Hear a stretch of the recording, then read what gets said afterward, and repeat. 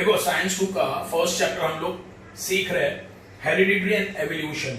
हम लोगों ने हेरिडिटी के बारे में पढ़ा, एवोल्यूशन के बारे में पढ़ा और एवोल्यूशन के एविडेंस के बारे में पढ़ा। अब तक हम लोगों ने 5 एविडेंस देखे एवोल्यूशन के।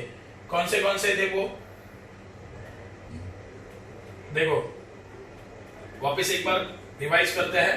मॉर्फोलॉजिकल एविडेंसेस, देखो फेस स्ट्रक्चर सेम है, बोन जिससे बने हैं वो मतलब जिस मटेरियल से बोन बने हैं वो और बोन के जॉइंट सेम है, तो एंसेस्टर सेम इनका। Okay, vestigial organ for example year पिना, मैंने बताया था एग्जांपल, ईयर पिना ह्यूमन बींग्स के लिए फायदेमंद नहीं है, कोई यूज नहीं है उसका, लेकिन ईयर पिना मंकीज में बहुत फायदेमंद है। क्यों? क्योंकि वो अपने कान को हिला सकते हैं ईयर पिना की हेल्प से। फिर अपेंडिक्स, ह्यूमन बींग्स में जो अपेंडिक्स होता है वो यूजफुल नहीं होता, लेकिन दूसरे कुछ ऐसे एनिमल्स है जिनमें वो यूजफुल है। ओके, डाइजेशन में हेल्प करता है उनको वो। बाद में हम लोगों देखा था पैलेंटोलॉजिकल एविडेंसेस। ओके, उसके बाद हम लोगों ने देखा था कनेक्टिंग लिंक्स। आज हम लोग देखेंगे एम्ब्रियोलॉजिकल एविडेंसेस। एम्ब्रियो मतलब क्या? पहले तो व्हाट इज एम्ब्रियो? एम्ब्रियो मतलब मां के गर्भ में जो बच्चा होता है, ओके, एक एग फॉर्म होता है। ओके, मतलब कोई भी एनिमल ले लो, अंडा देने वाला एनिमल लो या जन्म देने वाला एनिमल लो, मां एक चीज तो कॉमन होती है, मां के पेट में एक अंडा तैयार होता है, उसे बोलेंगे एम्ब्रियो। उसे हम लोग क्या बोलेंगे? एम्ब्रियो। ओके, इसके अंदर बच्चा होता है और उसके ऊपर एक कवरिंग तैयार होता है, प्रोटेक्शन कवरिंग होता है, तो ये अंडे को बोलेंगे एम्ब्रियो। एम्ब्रियो मतलब समझे? एम्ब्रियो मतलब क्या? एक तरह का अंडा जो मां के पेट में होता है। ओके, तो वो कोई भी एनिमल हो, वो अंडा देने वाला एनिमल हो या जन्म देने वाला एनिमल हो, एम्ब्रियो मां के पेट में होता है, तो उसमें उसके अंदर बच्चे का डेवलपमेंट होता है एम्ब्रियो के अंदर। जैसे तुम लोगों ने एग को देखा रहेगा, व्हाइट कलर का होता है, ओके, जो कवरिंग होता है और उसके अंदर बच्चा पैदा होता है ना, बच्चा बनता है, डेवलपमेंट होता है बच्चे का, तो वो अंडे को हम लोग बोलेंगे एम्ब्रियो। वो किस में होता है? मां के पेट में होता है, याद रखना। तो ये फिश है, देखो फिश का initial stage, medium stage and last stage. देखो फिश तैयार हो रहा है मां के पेट में। ओके, फिर ये तुम्हारा सलामेंडर है, ये भी देखो मां के पेट में, देखो कैसे उसका डेवलपमेंट हो रहा है। डेवलपमेंट स्टेजेस है ये फिश। पहला कौन सा एनिमल है? फिश। उसका डेवलपमेंट स्टेज है ये, मां के पेट में कैसे डेवलप हो रहा है, देखो। सेकंड में देखो ये कौन है? सलामेंडर, मां के पेट में कैसे डेवलप हो रहा है। फिर उसके बाद है टॉर्टोइस, देखो कैसे मां के पेट में डेवलप हो रहा है वो। First stage, second stage, last stage. First stage, second stage, last stage. ये है चिकन, फिर पिग, काउ, रैबिट और मैन। तुम लोग फर्स्ट स्टेज देखो, फर्स्ट स्टेज में जब मां के पेट में कोई भी एनिमल या कोई भी मतलब ह्यूमन बीइंग भी है और ये बाकी सारे एनिमल्स है, जब मां के पेट में अंडा बनता है, एम्ब्रियो बनता है, तो शुरुआत में देखो सब सिमिलर दिख रहे हैं, है ना, सेम लग रहे हैं। पहला स्टेज देखो, मां के पेट में जब एम्ब्रियो बनता है, किसी भी एनिमल को पकड़ लो, जब एनिमल के पेट में या ह्यूमन बीइंग्स के पेट में जब बच्चा तैयार होता है, मतलब एम्ब्रियो जब बनता है, तो स्टार्टिंग का स्टेज जो है सबका सेम है। तो इससे हमें यह पता चलता है कि ये जो सारे एनिमल्स है, कौन? Fish, सलामेंडर, tortoise, chicken, pig, cow, rabbit and man, ये सारे एनिमल का एंसेस्टर सेम होगा। मतलब एक सिंगल एंसेस्टर से ये सारे एनिमल का जन्म हुआ है। एंशिएंट टाइम का बात कर रहा हूं, एंशिएंट टाइम में ये सारे एनिमल्स का एक एंसेस्टर सिंगल है। मतलब ये सारे जो एनिमल्स है वो एक सिंगल एंसेस्टर से बने हैं। ओके, मतलब इनको जन्म देने वाला एक ही जन है, वो एंसेस्टर है हमारा। ओके, और एक लॉजिकल चीज इसमें दी है, ये सारे के सारे एनिमल्स वर्टिब्रेट एनिमल्स है। वर्टिब्रेट एनिमल्स मतलब क्या, ये मैंने तुम लोगों को बताया है। वर्टिब्रेट एनिमल्स मतलब जिनको बैकबोन है, ओके, रीढ़ की हड्डी है। तो देखो लॉजिकल, फिश को काटे होते हैं ना, वो बीच का जो हम लोग उसे काटा बोलते हैं, वो उसका होता है बैकबोन।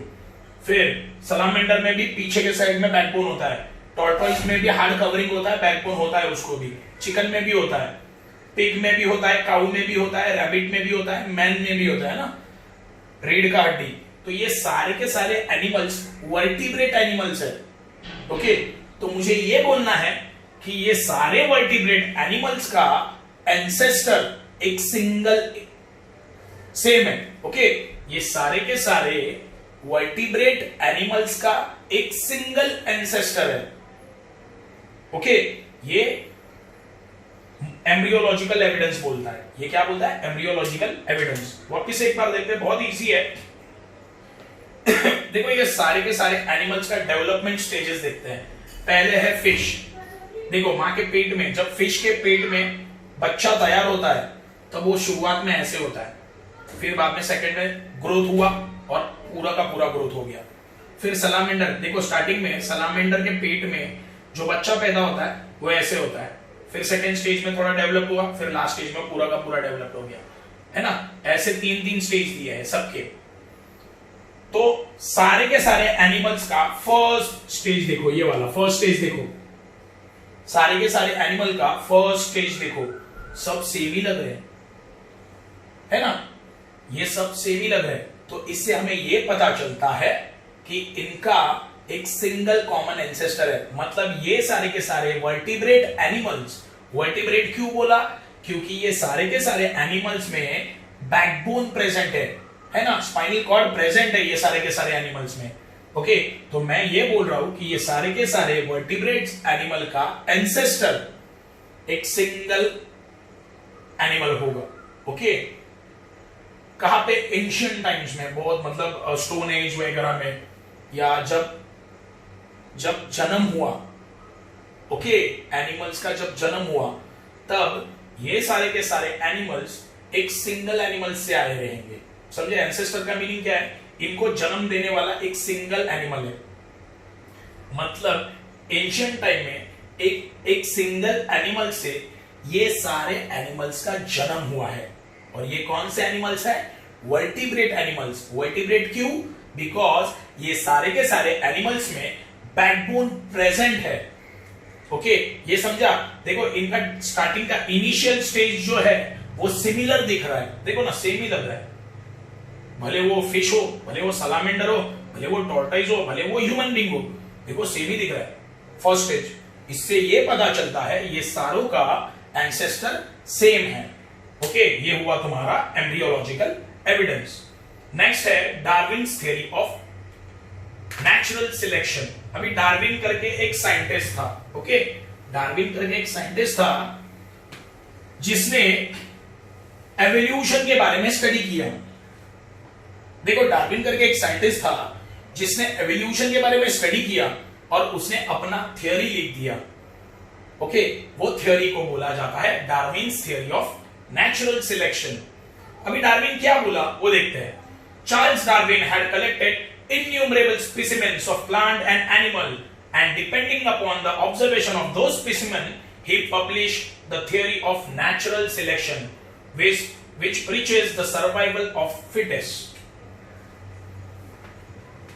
देखो पहले 3 लाइन का मीनिंग बहुत ही ज्यादा इंपॉर्टेंट है। चार्ल्स डार्विन ये एक साइंटिस्ट था, उसने अनकाउंटेबल प्लांट के स्पेसिमेंस एंड एनिमल के स्पेसिमेंस जमा किए। मतलब क्या है स्पेसिमेंस? मतलब क्या? देखो प्लांट का इंफॉर्मेशन, एनिमल का इंफॉर्मेशन या उनके पार्ट्स, याद रखना मैं क्या बोल रहा हूं। चार्ल्स डार्विन ने क्या किया? चार्ल्स डार्विन ने इन्यूमरेबल मतलब अनकाउंटेबल प्लांट्स एंड एनिमल्स के स्पेसिमेंस को जमा किया, मतलब उनके टुकड़ों को जमा किया या उनसे रिलेटेड इंफॉर्मेशन को जमा किया। देखो अनकाउंटेबल मतलब बेहिसाब इंफॉर्मेशन उसने जमा किया है। इसका मतलब इन शॉर्ट चार्ल्स डार्विन ने क्या किया, प्लांट एंड एनिमल के स्पेसिमेंस को, मतलब उनके टुकड़ों को जमा किया। फॉर एग्जाम्पल प्लांट्स का पत्ता उसे मिल गया, देखो तो उसने क्या किया, समझो एक स्पेसिमेन का एग्जाम्पल देता हूं, 100 प्लांट्स का उसने लीफ को जमा किया, मतलब उसके पत्तों को जमा किया या उनके रूट्स को जमा किया, उसे बोलेंगे हम लोग स्पेसिमेन। एनिमल्स के बारे में अगर स्पेसिमेन बोला जाए तो एनिमल के दांत उसे मिले, ओके, नाखून उसे मिले, हेयर्स उसे मिले, तो इसे बोलेंगे हम लोग स्पेसिमेन्स। क्या बोला समझा, स्पेसिमेन्स मतलब क्या समझा। तो ऐसे उसने, चार्ल्स डार्विन ने क्या किया, प्लांट्स एंड एनिमल्स के स्पेसिमेन्स को जमा किया और उसने स्टडी किया। अच्छे से स्टडी करने के बाद उसने एक थ्योरी बताया, सर्वाइवल ऑफ द फिटेस्ट। इसका मतलब क्या है, जिंदा रहने के लिए कंपटीशन। उसने क्या बोला, जिंदा रहने के लिए competition, survival of the fittest. जिंदा रहने के लिए क्या करना, कंपटीशन करना। मैंने वही तो बोला, एक एग्जांपल देता हूं, देखो ये स्टेटमेंट का एक एग्जांपल सिंपल है, बंदर से इंसान बना, बंदर में डेवलपमेंट आते गया, क्यों आया, सरवाइव करने के लिए। कहां पर सरवाइव करने के लिए, अर्थ के ऊपर। और डेवलपमेंट, देखो डेवलपमेंट क्यों आया बंदर में, डेवलपमेंट क्यों आया बंदर में, क्योंकि वो अर्थ के ऊपर जिंदा रहना चाहता था। तो नेचर का जो रूल है उसमें वो फिट बैठना चाहता था। देखो सर्वाइवल ऑफ द फिटेस्ट मतलब क्या है, देखो इसका मीनिंग समझा रहा हूं। जैसे बंदर से इंसान बना, ओके, मतलब बंदर में क्या आया, डेवलपमेंट आया। क्यों आया डेवलपमेंट, ताकि वो नेचर के रूल में फिट बैठ सके और जिंदा रह सके। इसीलिए बंदर में डेवलपमेंट आने के बाद उसका इंसान बन गया और आज इंसान जिंदा है अर्थ के ऊपर। समझे इसका मीनिंग क्या है, समझे, सर्वाइवल ऑफ द फिटेस्ट मतलब जिंदा रहने के लिए क्या होना, फाइट करना, जिंदा रहने के लिए फाइट करना। ओके, तो वापिस एक बार देखते हैं। चार्ल्स डार्विन एक साइंटिस्ट था, उसने क्या किया, प्लांट्स एंड एनिमल्स के बहुत सारे स्पेसिमेंस मतलब बहुत सारे चीजों को इकट्ठा किया। मतलब मैंने प्लांट्स के बारे में क्या बोला, समझो उसने 100-150 प्लांट्स के पत्तों को कलेक्ट किया, उनके रूट्स को कलेक्ट किया, है ना, ये स्पेसिमेंस बन गए, इन्हें बोलेंगे स्पेसिमेंस। मतलब प्लांट के छोटे छोटे जो पार्ट्स है उनको जमा किया, ओके, उनका स्टडी किया। फिर एनिमल्स के जो पार्ट्स है उनको जमा किया, उनका स्टडी किया। अभी एनिमल्स के पार्ट कौन से हो सकते हैं, उनके टेथ, ओके, उनके नाखून, उनके हेयर्स, ये सारे उसने जमा किए। Uncountable plants and uncountable animals का डेटा उसने जमा किया, ये उसका स्टडी किया और उसने एक छोटा सा थ्योरी बता दिया। वो थ्योरी था सर्वाइवल ऑफ द फिटेस्ट। इसका मतलब क्या है, इसका मतलब यह है जिंदा रहने के लिए फाइट करना। इसका मतलब है जिंदा रहने के लिए फाइट करना। एग्जाम्पल और देता हूं, मैंने बोला बंदर से इंसान बना, ओके, क्यों बना, डेवलपमेंट क्यों हुआ, बंदर का डेवलपमेंट क्यों हुआ, बिकॉज बंदर को अपने अर्थ के ऊपर सरवाइव करना था, जिंदा रहना था, और जिंदा रहने के लिए उसको नेचर के हिसाब से अपने आप में चेंजेस लाने पड़े, नहीं तो वो जिंदा नहीं रहता। डायनासोर कोई चेंजेस आए क्या, नहीं, गायब हो गए। तो उसका मतलब है survival of the fittest. For this purpose Darwin had publish a book title origin of species. तो ये जो डार्विन है उसने एक बुक लिखा है origin of species. While explaining the concept, Darwin says that all the organisms reproduce prolifically. देखो Darwin ने क्या बोला, डार्विन बोला जितने भी एनिमल्स है वो रिप्रोडक्शन करते हैं प्रोलिफिकली। प्रोलिफिकली मतलब क्या, अपने अपने हिसाब से। फॉर एग्जाम्पल चिकन अंडे देके बच्चे पैदा करता है, इंसान बच्चों को जन्म देता है ना। तो अपने अपने हिसाब से एनिमल क्या करते हैं, रिप्रोडक्शन करते हैं। रिप्रोडक्शन मतलब जन्म देते हैं, अपनी स्पीशीज को बढ़ाते हैं। जैसे एग्जाम्पल, ह्यूमन बीइंग बच्चों को क्या करता है, जन्म देता है। मतलब ह्यूमन बीइंग क्या कर रहा है, अपनी स्पीशीज का नंबर बढ़ा रहा है ना। क्या बोला समझा, आज समझो 150 करोड़ इंडियंस है, इंडिया में 150 करोड़ इंडियंस है, तो हम लोग क्या कर रहे हैं, बच्चे रोज पैदा हो रहे हैं। समझो आज के दिन 10,000 बच्चे बढ़े इंडिया में, मतलब क्या किया, हम लोगों ने अपनी स्पीशीज को बढ़ाया। इंसान अपनी स्पीशीज बढ़ाता है कैसे, बच्चों को जन्म देके। वैसे ही दूसरे एनिमल्स भी हैं जो बच्चों को जन्म देके अपनी स्पीशीज को बढ़ा रहे हैं, है ना, अपनी जाति को वो बढ़ा रहे हैं। तो डार्विन ने क्या बोला कि जितने भी एनिमल्स है वो क्या कर रहे हैं, रिप्रोडक्शन कर रहे हैं। रिप्रोडक्शन मतलब क्या, बच्चों को पैदा कर रहे हैं अपने। All the organism compete with each other in a life threatening manner। सही है ना, सारे एनिमल्स जिंदा रहने के लिए फाइट कर रहे हैं। सही है, कैसे, एग्जाम्पल दो, कैसे। देखो आज अगर मैं एग्जाम्पल लू माउस, चूहे का एग्जाम्पल लेता हूं। देखो ये छोटे छोटे जो एनिमल्स होते हैं ना, उनका लाइफ पीरियड बहुत कम होता है। छोटे छोटे एनिमल्स जो होते हैं उनका लाइफ पीरियड बहुत कम होता है।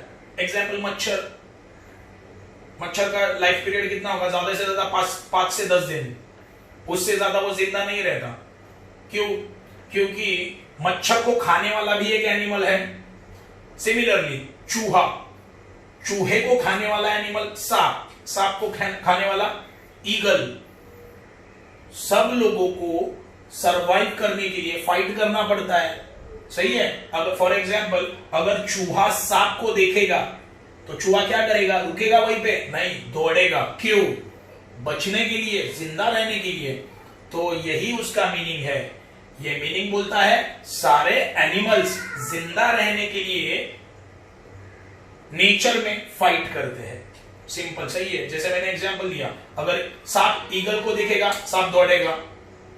चूहा देखेगा सांप को, चूहा भी दौड़ जाएगा। क्यों, जिंदा रहने के लिए। तो सब लोग फाइट कर रहे हैं। In this competition, only those organisms sustain which show the modification essential for winning the competition। देखो अभी पूरे थियरी का मीनिंग बताता हूं।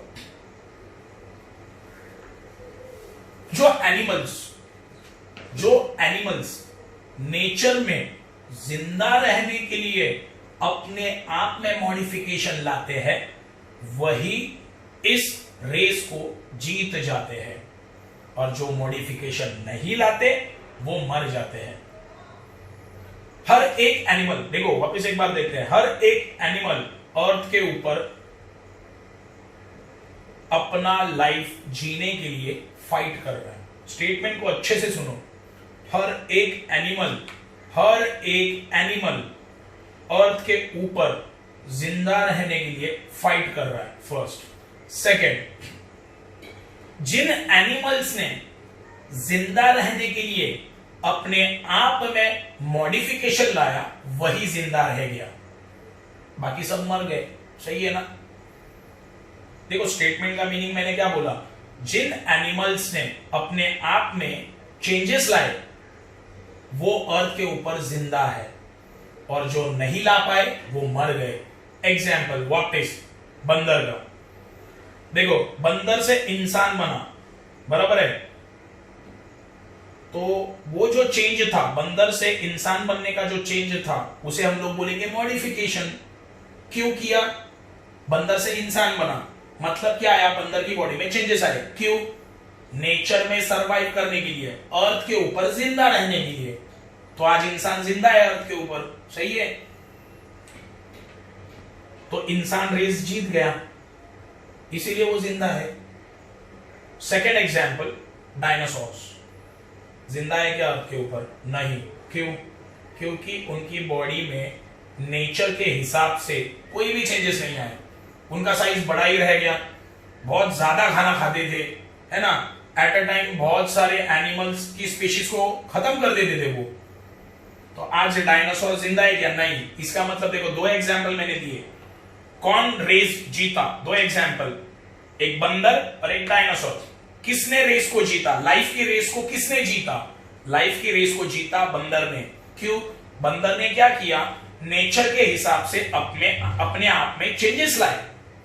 सही है, बंदर ने क्या किया, नेचर के हिसाब से अपने आप में चेंजेस लाए और वो आज जिंदा रह गया, है ना, इसीलिए वो अर्थ के ऊपर जिंदा है। लेकिन डायनासोर, सेकंड एग्जांपल डायनासोर, कुछ चेंजेस आए क्या डायनासोर में? कुछ भी नहीं, आज वो जिंदा नहीं है।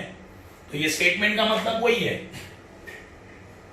However, beside this, natural selection also plays important role because nature selects only those organisms which are fit to live and the rest perish.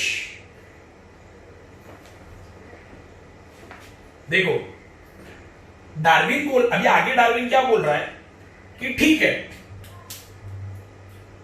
कि जो एनिमल्स अपने बॉडी में चेंजेस ला रहे हैं, नेचर को जैसे चाहिए वैसे अपने बॉडी में वो चेंजेस तो ला रहे हैं, लेकिन सिलेक्ट किसको करना है वो नेचर के हाथ में। कौन जिंदा रहेगा ये कौन सिलेक्ट करेगा? नेचर सिलेक्ट करेगा, समझे। अगर नेचर बोला कि हाँ इंसान रहना चाहिए अर्थ के ऊपर तो इंसान रहेगा। अगर नेचर ने किसी को दूसरे को रिजेक्ट कर दिया तो वो अर्थ के ऊपर नहीं रहेगा। देखो मीनिंग बहुत ज्यादा इजी है इसका। डार्विन क्या बोला कि ठीक है जिंदा रहने के लिए एनिमल्स अपने बॉडी में क्या लाते हैं? मॉडिफिकेशन। अर्थ के ऊपर जिंदा रहने के लिए एनिमल्स क्या करते हैं? अपने बॉडी में चेंजेस लाते हैं, ओके। और जो एनिमल्स अपने बॉडी में चेंजेस नहीं लाते वो मर जाते हैं, ठीक है, मर गए। लेकिन डार्विन क्या बोला? डार्विन ये भी बोला कि भले एनिमल्स अपने बॉडी में चेंजेस ला रहे हैं लेकिन फाइनल रिजल्ट कौन देता है? नेचर देता है। फाइनल रिजल्ट कौन देता है? नेचर देता है, क्योंकि नेचर सिलेक्ट करता है कौन जिंदा रहेगा और कौन मरेगा। मतलब मुझे यह बोलना है कि भले ही कोई एनिमल अपने बॉडी में चेंजेस लाए जिंदा रहने के लिए, लेकिन अगर नेचर ने रिजेक्ट कर दिया तो वो भी जिंदा नहीं रहेगा। तो नेचर प्लेज इंपॉर्टेंट रोल। ये कौन बोल रहा है? डार्विन बोल रहा है। मैं क्या बोला समझा? मैंने एग्जाम्पल दिया, तुम लोगों को एग्जाम्पल दिया। देखो पहले दो एग्जाम्पल दिए, बंदर का और डायनासोर का। बंदर ने अपने बॉडी में चेंजेस तो लाए इसीलिए वो आज जिंदा है, क्योंकि नेचर ने भी सिलेक्ट किया उसको। लेकिन डायनासोर ने अपने बॉडी में चेंजेस लाए क्या? नहीं लाए। लाए क्या? नहीं लाए, इसलिए वो नेचर ने उसे सिलेक्ट नहीं किया। लेकिन ये भी एक कंडीशन है, भले कोई दो एनिमल है, एग्जाम्पल दे रहा हूं, देखो कोई दो एनिमल है, दोनों भी अपनी बॉडी में चेंजेस ला रहे हैं। क्यों? जिंदा रहने के लिए। तो फाइनली किसके ऊपर डिपेंड है? वो अर्थ के ऊपर रहेंगे या नहीं रहेंगे? नेचर के ऊपर, समझे। अगर नेचर ने दोनों में से एक को सिलेक्ट किया जिंदा रहने के लिए तो वही रहेगा, दूसरा वाला नहीं रहेगा, समझे। तो नेचर का भी एक रोल इंपॉर्टेंट है जिंदा रहने के लिए। ये कौन बोला? डार्विन बोला। Sustaining and selected organism can perform reproduction and thereby give rise to the new species with their own specific character. तो आगे डार्विन बोला नेचर ने जिस एनिमल्स को सिलेक्ट किया है, नेचर ने जिस एनिमल को सिलेक्ट किया है अर्थ के ऊपर जिंदा रहने के लिए, वही एनिमल्स बच्चे पैदा करते हैं और अपने स्पीशीज को बढ़ाते हैं। एग्जाम्पल ह्यूमन बींग्स, हम लोग क्या कर रहे हैं? अर्थ के ऊपर जिंदा है, हम लोग क्या करते हैं? अपने बच्चों को जन्म देते हैं। मतलब हम लोग क्या कर रहे हैं? अपनी प्रजाति को बढ़ा रहे हैं। इंसान है ना, हम लोग ह्यूमन बींग्स का नंबर बढ़ा रहे हैं, है ना। मतलब हम लोग अपनी स्पीशीज का नंबर बढ़ा रहे हैं। ये कौन बोल रहा है? Darwin. Darwin theory of natural selection was widely accepted for long duration. याद रखना, ये जो डार्विन की जो थियरी है लंबे समय तक पूरे वर्ल्ड में एक्सेप्ट की गई। मतलब उसने जो भी बोला वो दुनिया ने सही माना कि हाँ भाई ये सही बोल रहा है, डार्विन सही बोल रहा है। ये कौन बोल रही है? सारी दुनिया ने एक्सेप्ट किया। सारे दुनिया के साइंटिस्ट लोगों ने डार्विन की थियरी को एक्सेप्ट कर लिया। However, some objections were raised against the theory.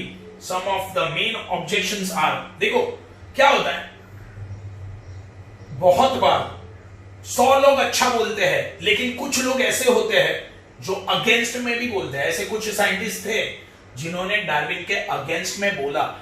ऐसे कुछ साइंटिस्ट थे जिन्होंने उसने जो थ्योरी लिखा है, डार्विन ने जो थ्योरी लिखा है उसके अगेंस्ट में बोला। कुछ क्वेश्चन पूछे डार्विन को, यार तूने ये थ्योरी में ये नहीं किया है, या तेरी थ्योरी में ये प्रॉब्लम है ना। पॉइंट आउट करने वालों की कमी नहीं होती है दुनिया में। तो मेन क्वेश्चन क्या पूछे डार्विन को वो देखते हैं। Natural selection is not the only factor responsible for evolution. देखो, तो दूसरे साइंटिस्ट जो डार्विन के अगेंस्ट थे उन्होंने बोला सिर्फ नेचर ही सिलेक्ट करता है जिंदा रहने के लिए। यह बात गलत है। सिर्फ वन एंड ओनली नेचर के हाथ में होता है, ऐसा नहीं है। दूसरे साइंटिस्ट क्या बोले, ये डार्विन गलत बोल रहा है, गलत है। खाली नेचर सिलेक्ट करता है जिंदा रहने के लिए, यह बात सही नहीं है। कोई भी एनिमल अर्थ के ऊपर जिंदा रहेगा, ये कौन सिलेक्ट करेगा? नेचर सिलेक्ट करेगा। सिर्फ नेचर नहीं है, बहुत सारे दूसरे फैक्टर्स भी है। Okay, Darwin did not mention any explanation about useful and useless modifications.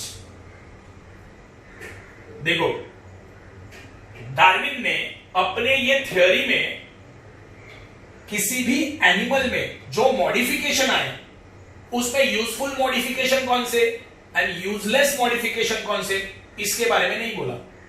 Second point क्या बोला? देखो, सेकंड पॉइंट उसने क्या बोला, जो डार्विन के अगेंस्ट में बोल रहे थे ना साइंटिस्ट, उनका सेकंड पॉइंट क्या था? डार्विन ने थ्योरी लिखा, वेरी गुड, लेकिन डार्विन ने अपने थ्योरी में क्या नहीं बताया। चलो, एनिमल के अंदर मॉडिफिकेशन आ रहा है, क्यों? जिंदा रहने के लिए।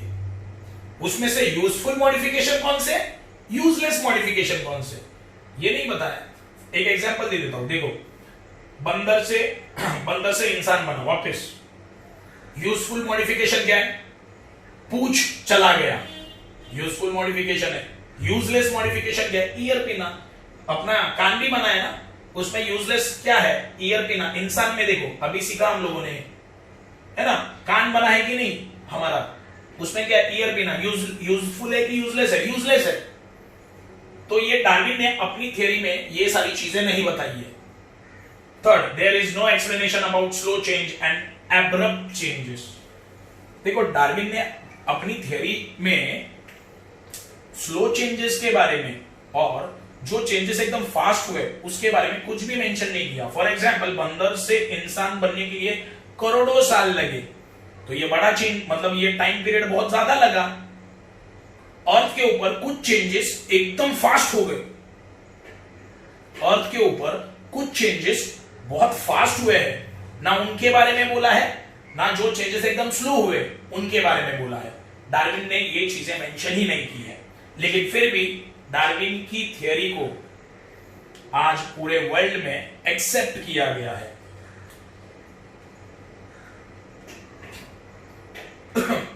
नेक्स्ट पॉइंट है लैमार्किज्म। नेक्स्ट पॉइंट है लैमार्किज्म।